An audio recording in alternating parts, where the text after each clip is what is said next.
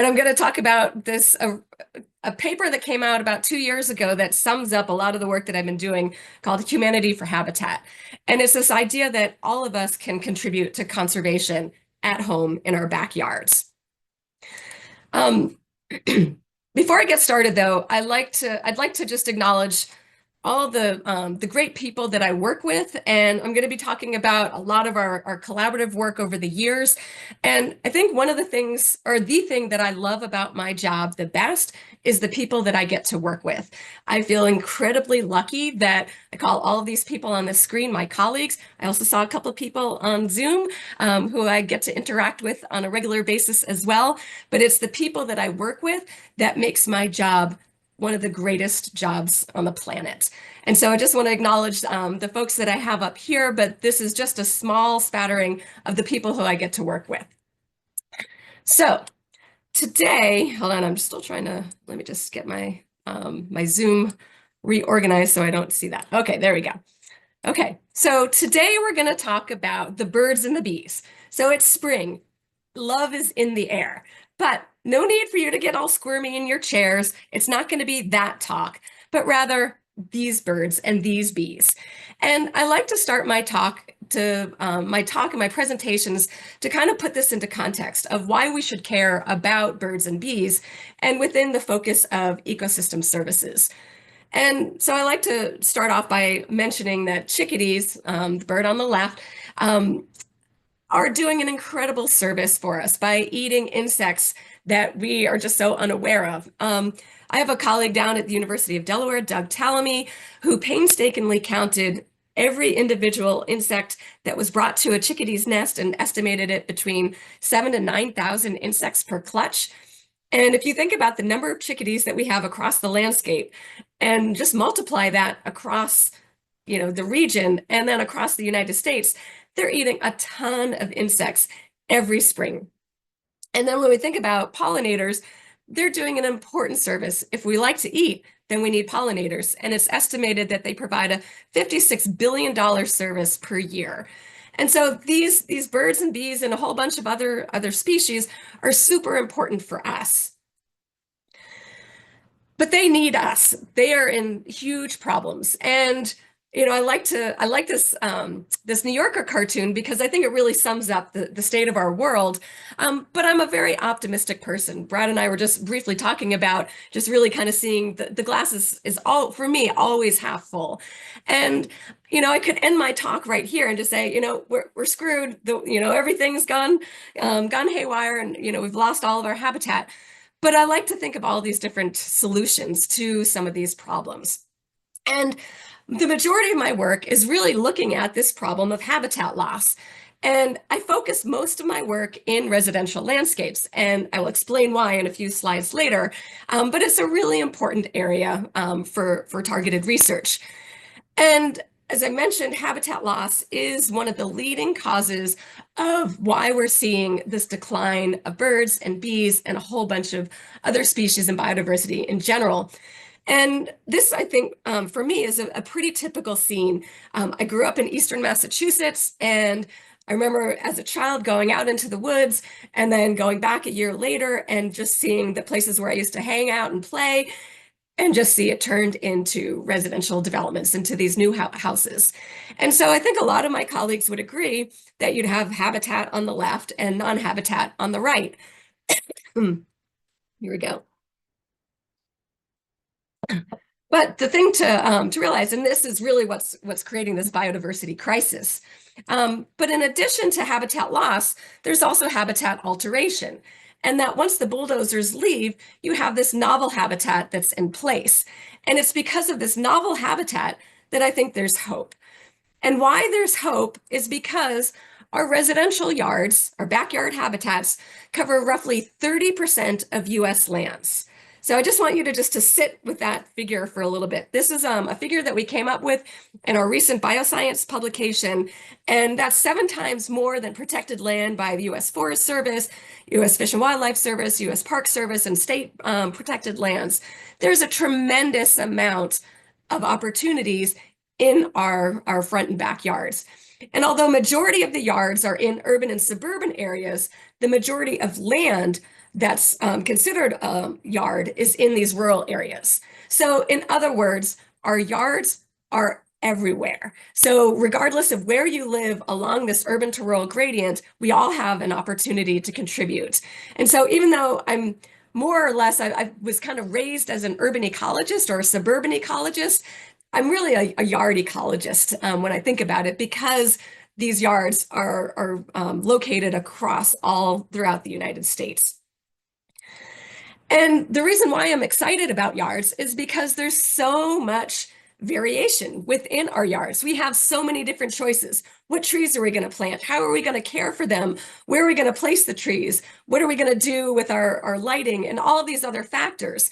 And so most of my research is really focused on testing how these different management decisions reflect on different wildlife populations and community structure. So I like to see, like, if we do this, how do birds and bees respond? And so a big component of the work I do, and a lot of us Forest Service scientists, that we do the science to inform management. And that is a key component to all the work that I do. And I also do work in wildlands, in national forests and grasslands as well. But I'm going to focus on my residential yard work here. And so I've been doing this work for about 25 years and really kind of understanding this idea that yards have a lot of conservation value. And so I'm going to present 4 different studies to go into a little bit more depth and really provide the why it's important and the science behind why you should do what's really good for wildlife. So I just want everybody just to take a moment and look at these two photographs and try to figure out which one is Boston and which one is Phoenix. And I'll let you just sit with this for a second, because this really, hold on.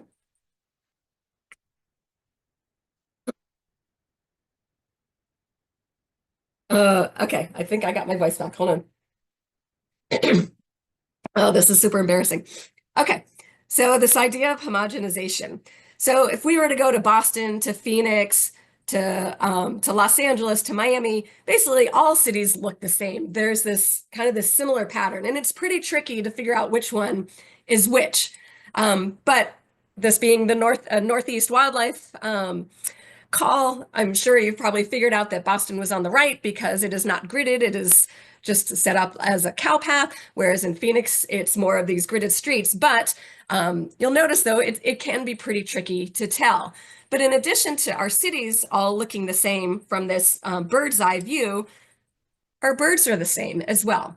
Every city you go to, you're going to see pigeons and starlings and house sparrows, and you're going to see lots of them. And we're seeing this across the world. There's a few species that are really dominating the wildlife community, especially when we think about birds. However, when we go from that bird's eye view to that worm's eye view, we actually see a lot of heterogeneity, a lot of variation. So here's the second part of this quiz of, which city is this? So if you want to just take a guess of which one is Miami and which one is Phoenix, and again, really pointing out that there's a lot of variation that we can see when we start walking up and down the street. And so this is actually a trick question, because both of these yards are from Phoenix and they're taken about 10 miles away from each other. And it's because of this variation that I noticed when I was a field technician in Phoenix back a long time ago, about 25 years ago, that it just really sparked my interest. And this got me really excited about ecology and urban ecology and conservation in general. Because what I was starting to wonder is that if we see all these different variations in these landscape designs, I can notice it. I'm sure all of you notice that these are very different. Do the birds notice it too? And so I designed my PhD research along this question of whether or not we can design our landscapes for birds and with birds in mind. And another way of that I was really framing this was, if we have these native landscapes. So again, on the right, we have a pretty typical Phoenix landscape, or a Sonoran desert landscape where Phoenix is located, with desert trees and crushed gravel, whereas the yard on the left It could almost be something here in the Northeast, minus the palm trees, but we'll give it a couple years and maybe we'll have palm trees here in a few decades. But anyways, it's the yard on the left looks very similar to what we have up here. And so I wanted to understand whether or not the birds kind of sense this as well. And so I designed the study to really understand how birds were responding to these two different landscapes. Went out and surveyed birds at 40 different neighborhoods scattered across the city of Phoenix, then went back and looked at what types of vegetation was present, whether it was more of desert vegetation or more of these mesic types of vegetation. And then one of the things that's really been exciting for me as part of my training is that I've been working with social scientists for almost my entire career. And so I'm a trained wildlife biologist, but my opportunities of working in Phoenix as part of the Central Arizona Phoenix Long-Term Ecological Research Project, that's kind of a mouthful, but that had given me the opportunity to really integrate my ecological research within social science. And so one of the really exciting parts of this project is that all of these 40 locations, these 40 neighborhoods where I went and collected information about what birds were present, what plants were present. We also asked some questions on a social survey at all of these 40 neighborhoods to just get a sense of how people were feeling about their attitudes about living in the desert. So what we found out was that when landscapes had grass and Afghan pines and palm trees, they had species like pigeons and starlings and house sparrows, lots of these exotic and generalist birds. And the more grass you had, the more of these species you had. Whereas when you had desert landscaping, lo and behold, you had desert birds. You had Gambel's quail, cactus wrens, and greater roadrunners.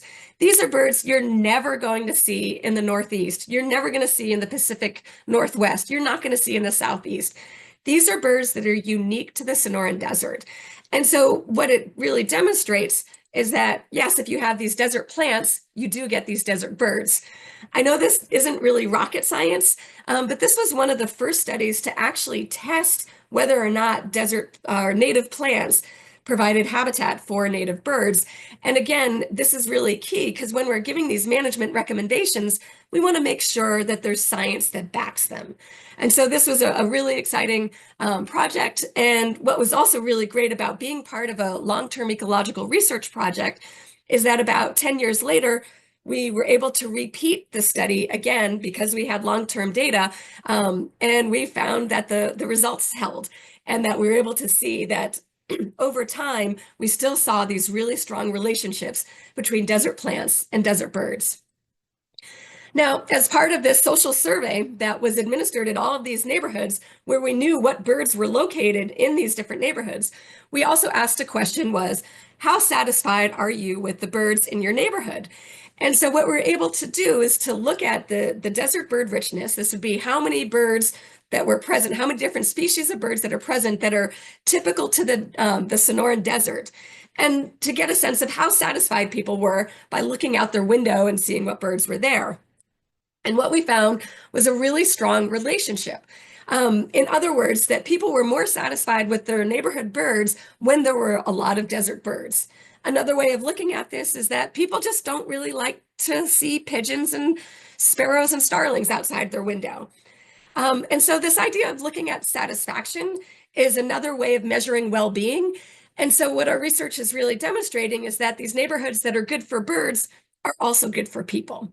And so that is another component that we, again, want to make sure that we're creating these landscapes that can provide habitat for wildlife, but then also these are habitats that people want to be in as well. So the next question, though, is, okay, so we know that the birds are there if we have these native plants, but we want to get a sense of, well, how are they doing? And Dr. Desiree Narango, her PhD research really gets at that next question. And I always kind of joke that I'm going to sum up her research in one slide, but it's really a really cool study. So she conducted research in the Washington, D.C. metro area and looking at chickadees and the relationship to caterpillars and native plants. And what her research found sorry, was that there's an increase in the abundance of lepidopterans when there was more, an increase in abundance of native plants, especially, specifically oak trees. And so that's pretty cool because again, remember one of my first slides when I talked about that about ecosystem services, each chickadee nest is going to need about 7,000 to 9,000 insects, caterpillars to feed their babies. And so this is a really key component. So if they need to have food, they need to have these food machines. The second thing that she found out is that chickadees prefer to be foraging in areas where there's a lot of native plants because there's a lot of sorry, a lot of caterpillars present there. Again, they're going to be hanging out where the food is. And then the third component that I think is also really exciting about her research is that what she found was that at 70% of all plants within a neighborhood, if at least 70% of them are native, the biomass is native, that's going to be able to stabilize populations. And the thing that I like about it is that it's not saying that everything needs to be native. That if the majority of the plant material is native, then that's going to be enough to be able to support chickadees. It's going to be able to support a really healthy insect population. And that's what's really important. And so it gives us a guideline to get to. Again, that science to inform management, to say like at least aim for 70%. That's something that I think we can all get towards. Okay, we're going to leave birds for a few minutes and go to bees. And bees and lawns might seem like a really strange combination. But I'm going to tell you a story about why I'm really interested in lawns. Because when we hone in on habitat loss from an urban development perspective, a major component of our yards are lawns. And I think it's between 60 to 80% of our yard space is turf grass. And although this figure is a little bit dated by now, there's roughly 163,800 square kilometers of lawn in the United States. So what does that mean? So that is the equivalent of the state of Maine, New Hampshire, Vermont, and Massachusetts. It's a lot of lawn. It's the most irrigated crop in the United States. And when we think about what we do, it has constant management, whether it's daily irrigation, weekly mowing, or seasonal application of fertilizers. We're doing a lot to our lawns to make them look like these green, lush golf courses. And because of all of this, you know, some of our colleagues at the Cornell Lab of Ornithology in their Yard Map program previously said that these are biodiversity deserts and they're relatively useless for birds, and I extend it to bees. And I used to think that too. And I remember at the end of my dissertation defense, somebody had asked me, what should we do?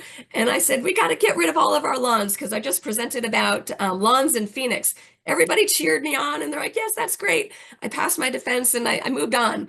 But then a couple months later, I started thinking about that. And I started reading up a little bit more about our lawns. And I came back to this number. 163,800 square kilometers. That's a lot of lawns to get rid of.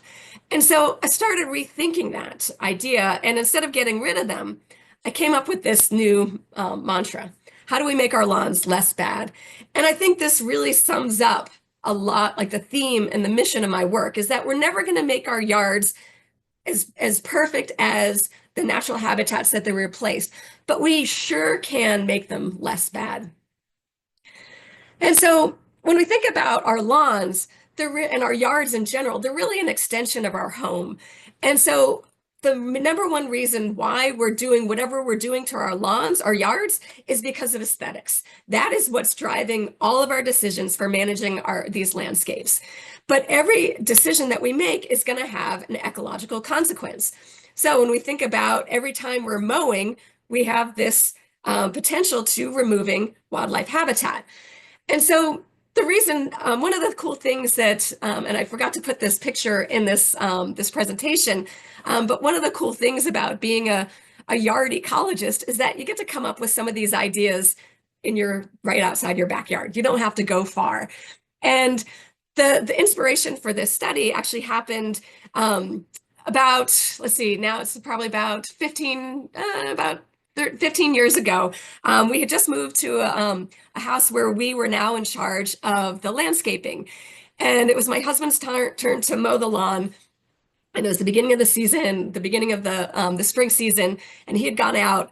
And I noticed that he left all these patches in the yard, and I thought, that's a little strange. I thought, well, maybe our son left some of his toys out there, or my husband's from England, and I thought, well, maybe this is a British thing that he was just kind of leaving these clumps out there.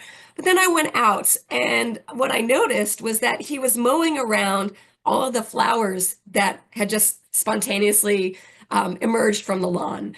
And I thought, oh, that's kind of cool. Like there's flowers that are growing in our yard. We didn't have to do anything. And then I looked a little bit closer and I noticed that there were some bees buzzing around. And it was at that moment that I had that aha, like scientists really do have that aha moment where I thought, this is it. And this was also the time when our news feeds were just filled with, the plight of the bees. Everybody was talking about bees, mostly honeybees, but also native bees as well. And so I started to think about, well, what happens if we mow our lawns less?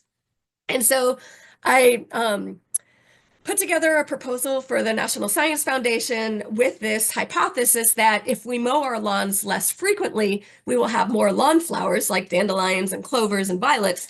And if we have more lawn flowers, then we'll have more bees. And so I was able to test this hypothesis in Springfield, Massachusetts. This is the third largest city in the Commonwealth. And I was mainly focusing on yards that looked like this, what I'm calling these lawn-dominated yards. And I wanted to make sure that these yards did not have pollinator gardens. They didn't have vegetable gardens. They were just kind of these plain gardens, these plain yards, so that I could really hone in on this specific question and really wanting to get first at these two things. One, was there any habitat value of these lawn-dominated yards? And can we have these different management decisions to create bee habitat? And so what I was able to do is work with 16 households across a few different neighborhoods in Springfield.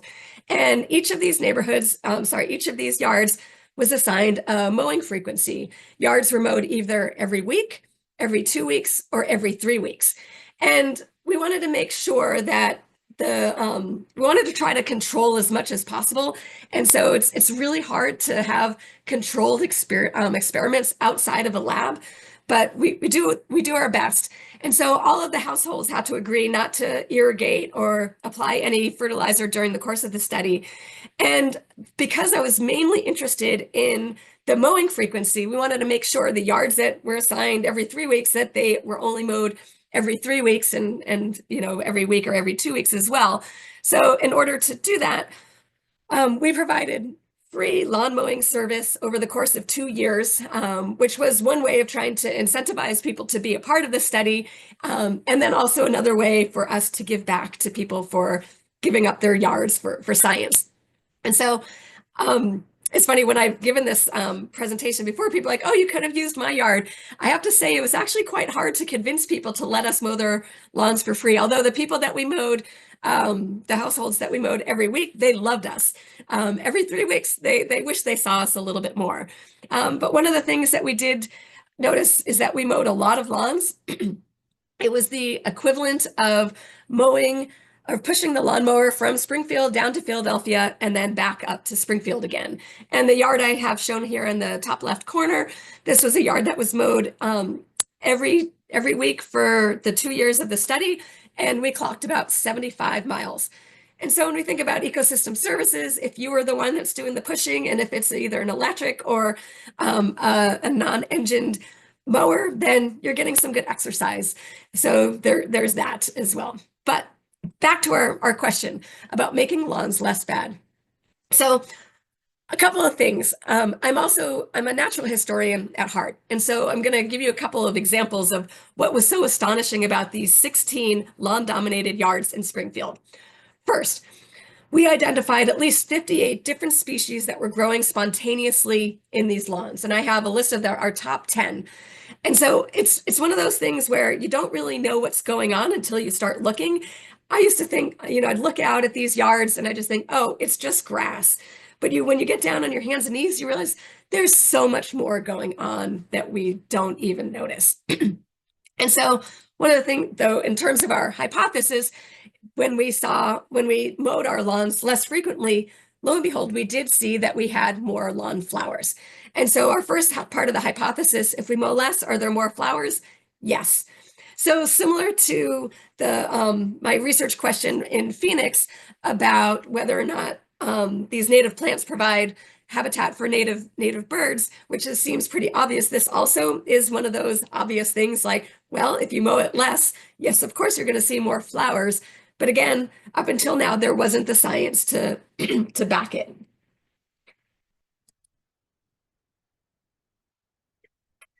Let's talk about the bees. And this part still astonishes me. So over the course of 2 years, looking in 16 lawn-dominated yards, we identified 111 different species. So what does that mean to you? For those of you who are not entomologists, that represents about a quarter of all species that have ever been recorded in the state of Massachusetts. Massachusetts is an incredibly well-surveyed state. And my co-author, Joan Milam, is one of the top taxonomists in the state. And she worked on this project, and every time she found a new county record, she just ran to my office and she's like, another one. And she was floored. She had no idea that we were going to find this many bees and roughly about 35 species per yard. That we're going to find this much variety in these 16 lawn-dominated yards. The bee that I have up on the right, Lasioglossum ilioense, is not exciting at all. It's about the size of a grain of rice. But one of the things that was really cool about this was that the last time that Lasioglossum ilioense was recorded in Massachusetts was in the 1920s.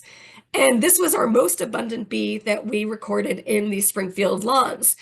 And so at first we got super excited. We thought, oh, well, maybe it's a different species. So we did some genetic work on it, and wasn't there just these really common Lasioglossum ilioense that are really much more common further south.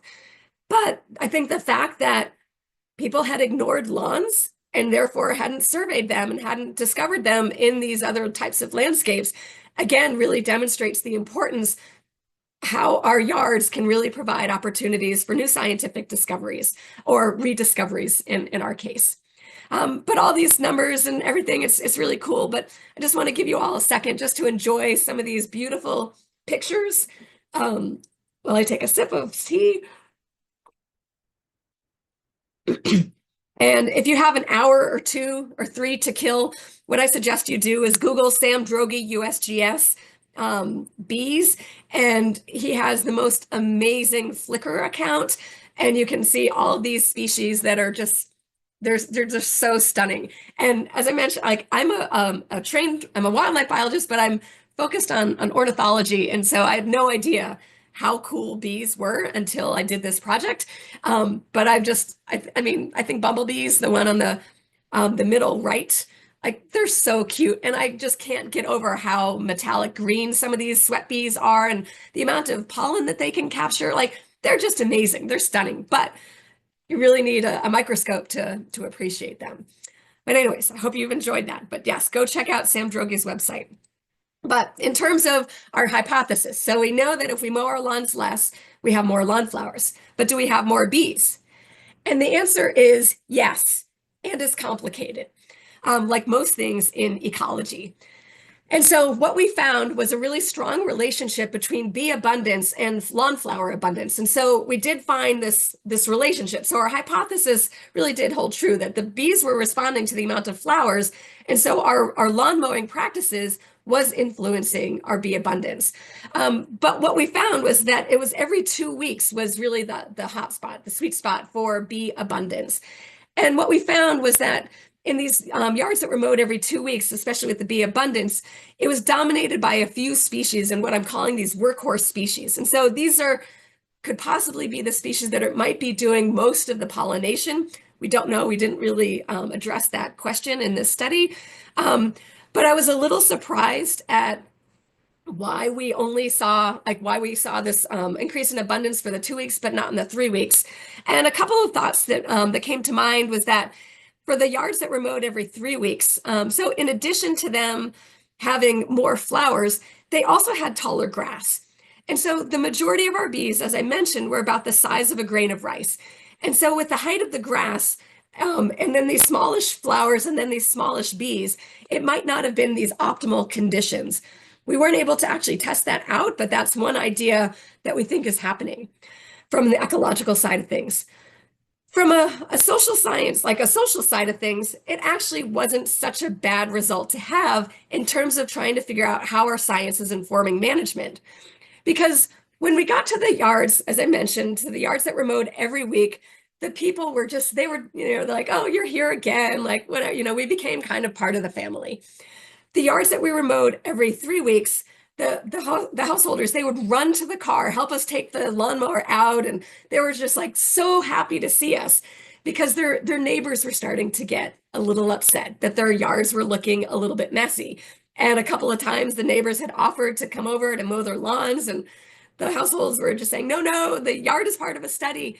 But what that's telling me is that letting the yards go every 3 weeks was just a little bit too messy. And so it's, again, really trying to find that balance between the ecological habitat and what's acceptable for the public. And that's where we're going to have these win-win solutions. So going back to this question, like, are these biological deserts? And so I by no means want to be known as the wildlife ecologist that thinks lawns are good, because if it were up to me, I wish all of our yards looked something like this. But I know that this takes a lot of time, it takes money, and it takes a green thumb. And for some people, it might not be what they want. And so in addition to having these pollinator gardens, we can also just mow a little bit less. And I think this idea of doing a little bit less by still doing something really resonates with a lot of people. And we call this the lazy lawnmower alert. And I've been doing science, as I mentioned, for about 25 years. This study was published in 2018. It is still my most popular study. I get contacted by the press at least 3 to 5 times a year because everybody wants to hear about this study. And I'm not saying that to be braggy, but what I think that's really exciting is because it's just something that's so simple that everybody's telling you what you have to do. You have to plant this, you have to do that. And all of that is great. And in addition, you also don't have to do anything. And I think that's also a really important part of the conversation for conservation. Okay, I'm going to go back to birds because birds are my favorite, but I love bees as well. But I want to talk about a study that kind of mixes up all of these past 3 studies together and expands it and kind of just explodes it up. And so the first 3 studies really focused in on either one species or one design or one city, or all of the above. And so wanted to really get at this idea of homogenization, like about, are these yards the same across all of these different cities? And so what we were able to do is work with a bunch of my colleagues to replicate research in backyards across 6 metropolitan areas across the United States: Boston, Baltimore, Miami, Minneapolis, St. Paul, Phoenix, and Los Angeles.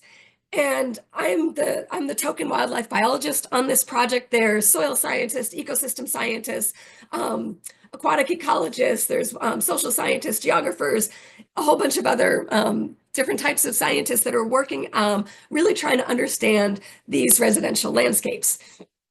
And we designed this study to look at different management practices. And so I've already talked about the native versus non-native, or different management practices, whether you're mowing or not, how frequently you're mowing.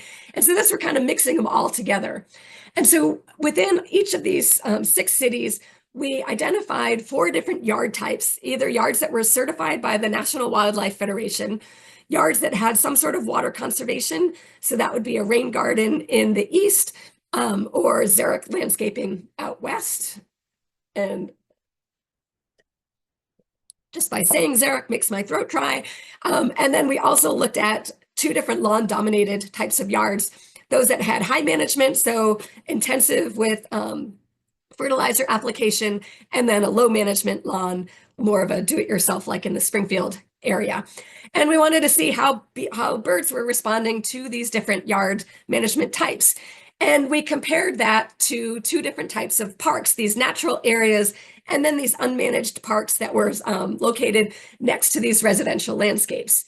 And our hypothesis was that the bird communities were going to be, the bird communities in the wildlife certified yards were going to be more similar to those in the parks.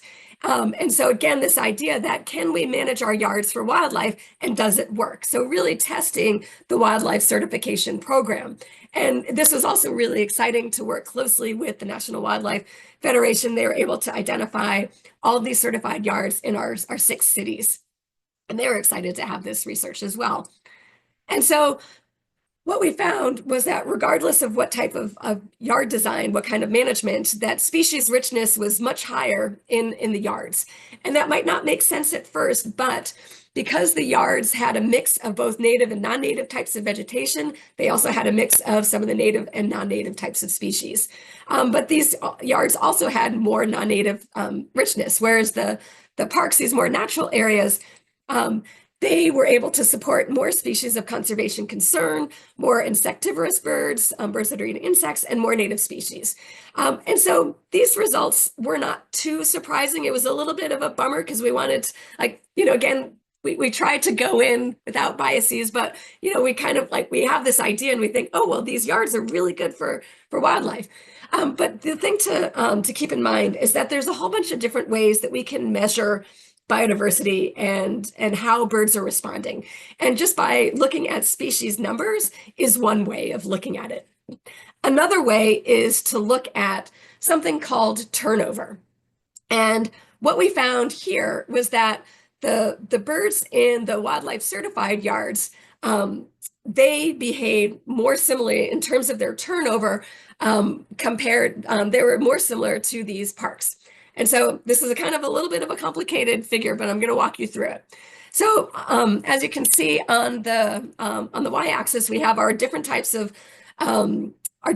landscape designs, and I have highlighted in blue the wildlife certified yard, and then our parks at the bottom. And what you can see is that what I've circled in blue is that because those humps overlap each other, and so they are more similar in terms of their turnover.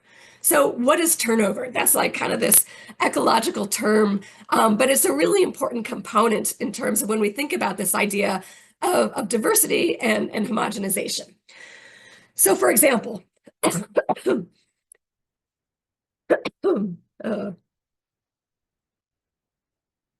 say we have a wildlife certified yard, and we go to that yard and we look at the birds that are there. We see a cardinal, pileated woodpecker, and American robin. Okay, pretty cool. These are birds that you would expect in these backyards. And then you go to another yard, and then you see, oh, there's 2 new species. There's a wood thrush and there's a black-capped chickadee. Oh, so we gained 2 new species. They're not the same as the first yard. And then we go to a third yard. Oh, we picked up another new bird. There's a catbird in there. Oh, and then we go to another yard, and then, oh, we see a yellow warbler. So the idea is that if we keep going to more and more wildlife certified yards, we're going to be picking up new additional species because these yards are going to have these different types of habitat niches in them. So that's this idea of turnover. And this is really good because this is this idea that you increase birds and plant diversity, that they're going together. Whereas when we have these lawn-dominated yards, we go to the first yard, and we go to the second yard, and we go to the third yard, and we go to the fourth yard, and we see the same species. We see our pigeons. Here I've added our grackle and house sparrows. And so these lawns are really, what they're doing is they're homogenizing our bird community. So this was pretty exciting to demonstrate that, yes, these wildlife certified yards are providing unique habitats for unique species, and that's going to be key to trying to reverse this biodiversity crisis. And so we think about it, another way of looking at this is that these wildlife certified yards, yes, they are more similar to these parks when we think about turnover. Okay, I'm coming towards the end. So I've mostly focused on yards as wildlife habitat. And I think for this whole group, this is something that really speaks to all of us. Like, we all love wildlife. That's why we're here. But when we manage our yards for wildlife, they also have these other benefits as well. And so I'm just going to highlight how they advance climate resiliency, because we know that more trees is more habitat. Just think in terms of more vegetation. So the top picture, not as many trees. Bottom picture, more trees. Bottom picture is going to have more niches for different species and different habitat, different birds and bees and mammals. But what that also means is that more trees means cooler temperatures and also drier basements. And so our trees, they do amazing things. They keep us cool, they provide us shade, but they also take in some of this rainfall runoff. And so what we really wanted to demonstrate, again, the science behind the benefits for having these yards for wildlife, but they also benefit us in other ways as well, these synergistic benefits. And then our yards as habitat for advancing well-being. And so as I mentioned earlier about this idea of satisfaction, we also want to make sure that these yards also provide some benefits for people. And so again, more habitat means more wildlife. And what research is showing is that when you have more of these ecological gardening features, so more wildlife habitat, they have been graded as being more attractive, having a higher aesthetic score, and that people also have a stronger connection to nature when there's more species in their yard that they can recognize. Now, in order to have more species in their yard that they can recognize, they need to have more species, and to have more species, they need to have more habitat. So it's all connected. So again, what's good for the birds and the bees and everything else is also good for people. And so we really wanted to highlight this as well, because there's so many different ways that we can promote our yards as wildlife habitat, but not just for wildlife, but for people as well. And so how do we get there? And so we also highlight a number of different challenges, but also opportunities. As I'm hoping everybody has taken home by now, the idea of that these landscapes need to be aesthetically pleasing, and they need to adhere to these social norms. And so what I mean by that is, a lot of times we're landscaping our yards, not necessarily how we want to do it, but how we think our neighbors want our yards to be. This idea of keeping up with the Joneses, and that's a real thing. And so there's some definitely things that we can do. This idea of cues to care. This was championed by a landscape architect at University of Michigan, Joe Nassauer, by just placing some signs to let your neighbors know that it's intentional and it's not neglect, can really go a long way. And we also have some research that's demonstrated that if we partner with gardeners, that people who are already, really excited about their yard, if we just say, hey, what if you were to have more native plants? Or maybe if you have this plant that's, attracts pollinators, add that into your garden, that they're going to be really excited to do that because they're already engaged. It can be cost prohibitive. Going from a lawn landscape that you have when you move into your home can be really expensive to turn into a wildlife garden. But there's definitely some incentives out there. There's rebate programs, and there's also tax incentives to reduce management. There's a program in the state of Minnesota that I'm working with as part of some other research that's looking at this B-Lawn program, this Lawns to Legumes program, where they have created a rebate program where people can get these, they can reseed their lawn with bee plants, bee flowers for their lawns. And so this is, again, an opportunity to help try to bridge some of these costs for making our yards a little bit more wildlife friendly. And there's also some policy challenges as well. There's a lot of local weed laws. And so what that means is that for a lot of city ordinances, they won't allow you to have vegetation above a certain height, sometimes as tall as 9 inches. And it's also, these yards are not part of the conversation yet. And so I think there's a lot of opportunities. I'm already seeing local ordinances changing, especially with low-mow May and slow-mow summer and all these other aspects where cities are trying to change because this is what people want. And so I think there's also opportunity to expand existing programs. All right, bringing it all back home. So if there's anything that you take from this, if you plant natives, that's great. If you garden your yard for wildlife, that's great. If you mow and manage less, that's great. And what I'm really hoping is that this isn't just a moment, that we're really seeing this movement. As I mentioned before, I get a lot of interest from the press, from the public. People were really hungry to have a different look of their yards. And what I really like about this figure here is that it shows that there's a whole bunch of different ways to engage. You can mow less, you can add a bee lawn, you can reduce the amount of lawn, and then you can scale up, like talk to your neighbors about what you're doing, because you are the key people to be able to get your neighbors to change. And so there's, again, so many different ways to get people to engage. There's not a one size fits all. And that's the key part that I really like to emphasize, because sometimes I think it can be overwhelming because you think, well, I still have some lawn. I guess my yard's not going to be good for wildlife. I might as well not do anything. And that's not true at all. We can just mowing your lawn less is good enough. And I think that's an important message that people need to hear. And finally, I think what my research also really shows is this extension of how we look at our yards. And so another little tidbit fact about me. So my first degree is in American history. And so when I started working on yards, I started thinking about victory gardens. And I was thinking about, that was such an important component to have how these yards were addressing food shortages because of the high enlistment of farmers. And I started thinking, well, our yards can still do that same thing, but for wildlife. And so it's just kind of the same idea, but there's just different consumers this time.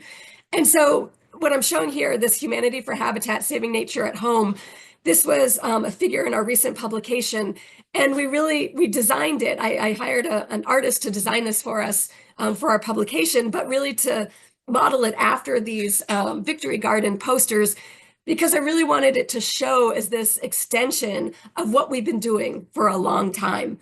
And to put this into historical perspective, here's a publication from 1973, and this is by a couple of wildlife biologists from the U.S. Forest Service, so Jack Ward Thomas and Dick DeGraff. They were both in the Amherst, Massachusetts office. And Jack Ward Thomas, if that name sounds familiar, he was the chief of the U.S. Forest Service in the mid 80s during the conversations about old growth and spotted owl. But what I've heard was that some of his most favorite work was when he was working in backyards.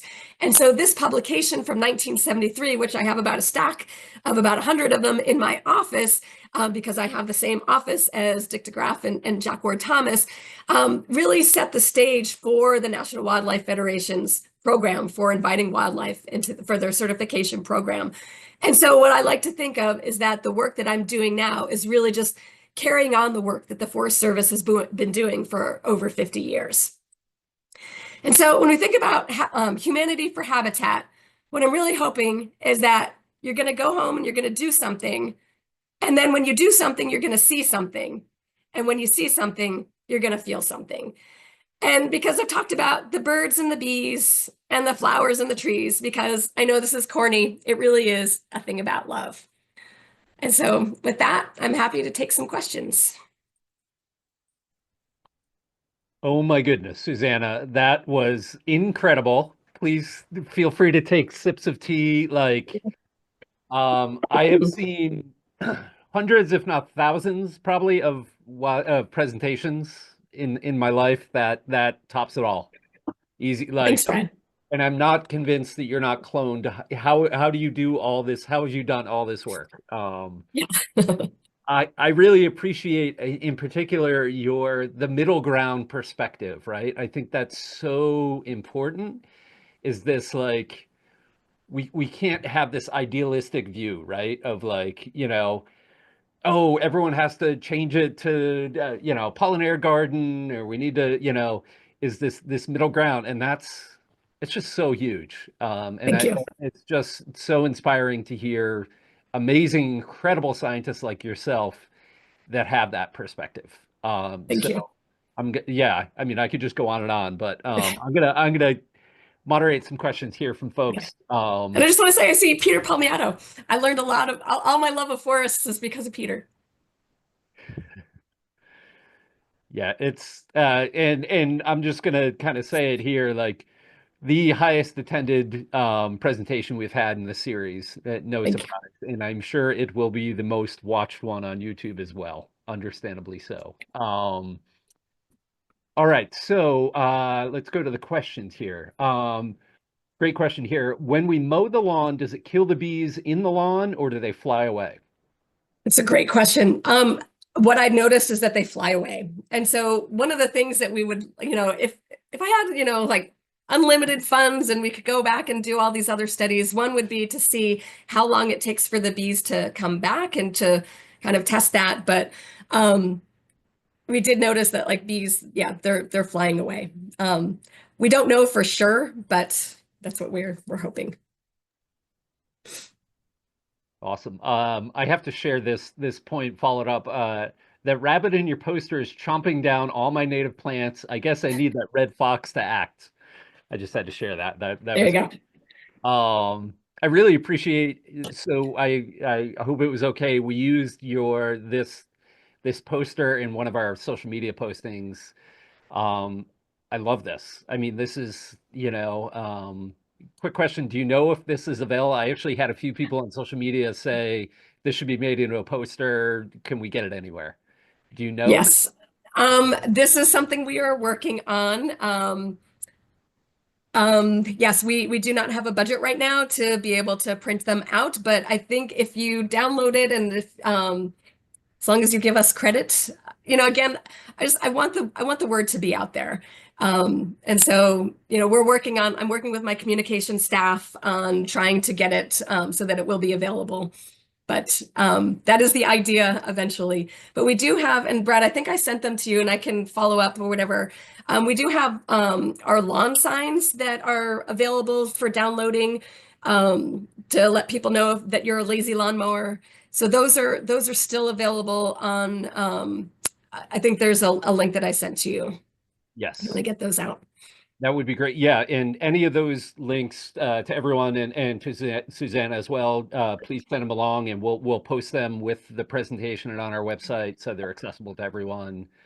I can speak to that firsthand. I did. I have to rename it, but I've been doing No Mow May for the past four years, and I made a sign to basically inform my neighbors that I'm not just being lazy. And it's amazing how much that has caught on, right? People see that and like you were talking about that. I mean, I literally hear just like people walking by with kids in strollers and being like, the bees, there's some pictures of bees and it's enabled people. And I wonder if you could speak with that, Susanna, if you have any experience. I think you talked about that.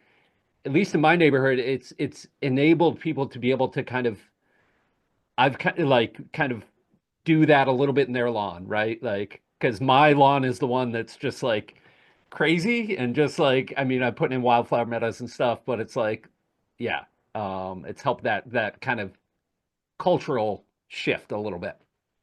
Yeah, and I think, as soon as like what I like to say is that when Jones starts doing it, this idea of keeping up with the Joneses, when Jones starts, mowing less or putting the pollinator garden, then that's going to be key. But I think, slowly we're starting to see these changes. It's interesting. I mentioned I've got some research going on in the Twin Cities.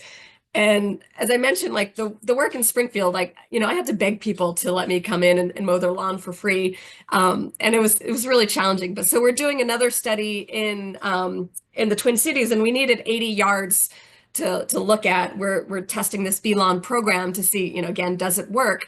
And one of the things that still astonishes me about that, and I think this is just regional, is that we got 500 people who signed up. And so again, like that's a city or that's a state that people are just really excited. Everybody's like, they're like, oh, I have a bee lawn. I have a bee lawn, even though they don't. But I think people are really excited about it there. And so again, you're starting to see these trends. It's a little bit now, it's fashionable. So I think people are excited about it. And again, I think with this idea of, the low-mo May or slow-mo May or slow-mo summer or whatever, again, it's something that you don't have to do. And again, I think that's something like it's easy. It's like it can't be easier than not doing something. And so I think that's what's going to get people on board. Yeah, and I love your use of Homer Simpson. Any Simpson reference is a Yeah. win. So perfect use of that. A couple few questions here. Would adding shrubs elevate the diversity? Yes. Any type of structure, you're going to have different species. So, shrub loving birds. So you add shrubs, you're going to have shrub loving birds. Then you're going to have more cover. So then there's other mammals that are going to be able to have more shelter in there. Again, like when you think about like just looking at a lawn and how flat it is, and then you have your lawn, and then you might have your hedges in front of the house, which is okay. I mean, I've got some hedges right outside my window, and for the second time this in 2 years, there's a pair of cardinals that are nesting right outside, which is kind of too bad that I'm now back not at home office. I'm back at the office, so I don't get to watch them. But yes, shrubs are really good. But again, thinking about when you look at a lawn or a yard, and then just go out and look at a forest and just how drastically different they are, just in terms of the structure. So you add more structure, you're going to add more species, more niches, more habitat. Awesome. And if you add more shrubs, like ideally make them native, because it's the native shrubs that are going to have more insects and more food, and they're going to be a little bit better for wildlife. Yeah, no, it totally makes sense. I love this question. Have you done a study on your husband's patches? That was such a cool like aha moment because I hear you. There really are those moments. And we can't take full credit for him often, right? Right. So have you, or are you giving him props for your media, I outlets? mean, it's funny because like, when I saw that and I had the aha moment, and then, I did the study, and then it was getting all this press, and he reminded me, he's like, I came up with that. And so I'm like, I will give you credit. So I give him credit. So he gets the credit for it. And now it's like, it's funny because now our son is old, he's old enough to like, he does the lawn mowing, and then there's like sometimes he'll be out mowing. I'm like, no, we not yet, don't mow it yet. Like, wait another week. But like, our yard is a mess, and which is good for wildlife, but and our like I think it also depends on the neighborhood you live in. Like where we live, like our neighbors don't really care. But I know in some places, like they really do, people do care. And, again, like people that belong to homeowners associations, so there's, different rules that people have to follow. So again, it's trying to figure out ways to work within some of these constraints. But again, I think there's opportunities to changing some of these constraints. And, so as I mentioned, there's two cities in, let's see, it was Appleton, Wisconsin, and then I think Madison, Wisconsin. And they were both, this is maybe about 3 years ago, both wanted to change the ordinances of their cities because they had these restrictions, and people wanted to do, like at that point, they wanted to do no mow May. And so they contacted, like some of the city officials contacted me about my research, and that helped inform the changing of some of their ordinances. And that to me was just, really exciting to see that, it's like, yes, it's really fun to present the work here. But then to see like, oh, this is what it takes to get change done. Is like, again, having that science to inform management, to inform policy, to me is really exciting, and really the like one of the drivers for the work that I do. Actually, there's one other story that I'd like to share that was also like another one of those like, oh, I love my job. So this was maybe about a year after the lawn mowing study came out, and we knew it was going to be kind of like a big splash. And so I worked with my communication staff to do a pretty extensive like a public, like a communication blitz on it. So it got picked up by a lot of different media groups and everything. And so it got picked up by Science Magazine. And about like 3 months later, I got an email from somebody from North Carolina, and he sent me a couple of pictures of him outside of his church. And he had set up a sign-up sheet, and he had printed out our lawn mowing signs for his church members, and they could sign this sheet. And the sheet was like, it was really cute because it was like honeycomb shapes, and people could sign the pledge to mow their lawns less. And he had about 90 people that signed up the first year, and he was working on the getting more people to sign up the second year. I had no idea who this person was, but that was like one of the best days of my career, just to see a stranger contact me and to see how much my research had resonated with him, so much that he was spreading the word to all of his neighbors and friends. So that to me is that was really cool about this study. That's such an incredible story, Susannah. And like right there, like to be able to see that, like your work is amazing in that it's applied, right? Like in 30% of the land area. That was shocking to me. 30% of the land area is yard or is private lawns, right? Or would you say? Yeah. 30%, 30%, which I think before we did the study, like I think it was like roughly around 20% or so. And so, so when we worked on that on the paper, that was some of the review, like the whole review process. And so one of the reviewers was like, well, how much is it? And so we did a pretty extensive analysis, and, we kept doing the numbers over and over again. We're like, wow, this is a lot. This is really significant. And, again, that even though like the yards in urban and suburban areas, they don't take up that much land, but collectively it does make a difference. And so again, it's like, 1 yard doesn't make a difference. 2 yards, maybe 3, 4, 5, okay, 10. And so just again, that idea of like, how do we scale up? And I think it's just, talking to our neighbors. Yeah, and I think that's such an important point that you brought across. Like, even if you're just one person and one lawn, in a neighborhood, that provides that spread, right? Like Yeah, you're making that difference. I think people will be amazed at like you're saying, what was it, 111 species of bees? That's yeah, mind blowing. Like I think everyone would be just shocked to learn that. yeah. And to have that species that you said that wasn't documented since 1920, it was the most abundant species. And it was just because people didn't study lawns. Yeah, there's another study I like to highlight. There's a study that came out maybe about 10 years ago in Los Angeles where 30 new species of fly were discovered in backyards. New species to science, Wow. Wow. right? That's So like you don't need to go to the tropics, just go to your backyard. And then one more question, and then we're gonna, I think, let you go so you can Thank you. recover your voice. I apologize. I don't know if you're gonna have a voice tomorrow, but um, one question is there a no water component to this? Could you talk about that maybe? About watering lawns, things like that. Right. So so part of our work, we didn't really look at the irrigation parts of lawns.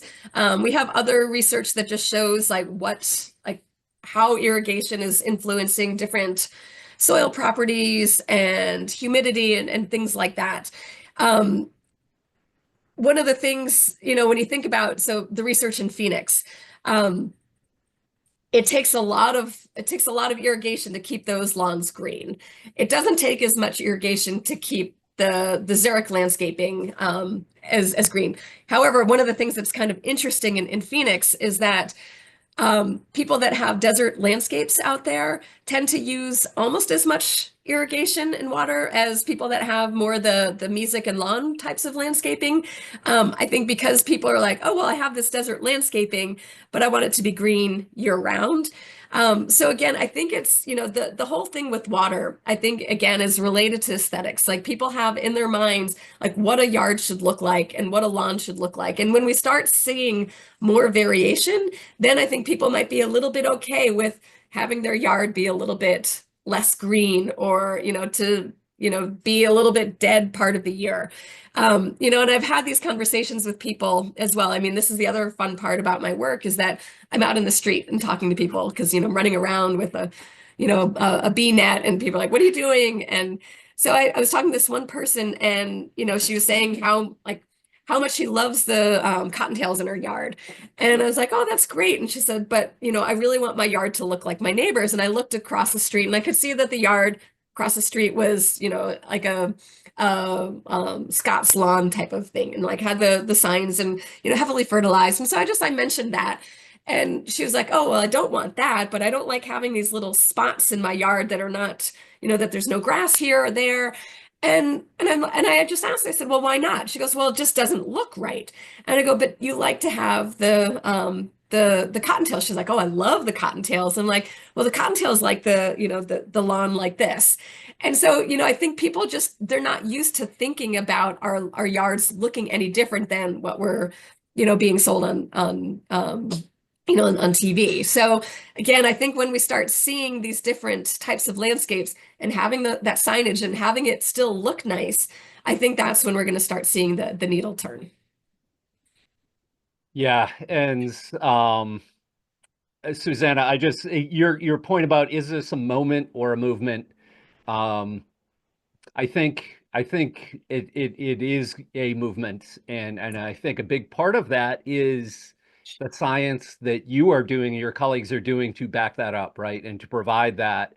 And that's so important. And I can't, I mean, I'm a scientist myself, so I'm biased, but I mean, it's just such a critical component of it all. And cannot thank you and your colleagues and your predecessors. I think it's the other way around. They would be honored that you're more than continuing on their work. You're elevating this, and so with that, I just want to thank you, thank everyone for coming this evening. It's really inspiring to see how many people, like I said, this is the most well-attended event we've had, and it really speaks to, I think, the interest in this topic. And so I thank you, Susannah, and thank everyone else for joining and being part of this. Excellent. Thanks, Brad. Thanks for inviting me. And it was really great to share my research with you.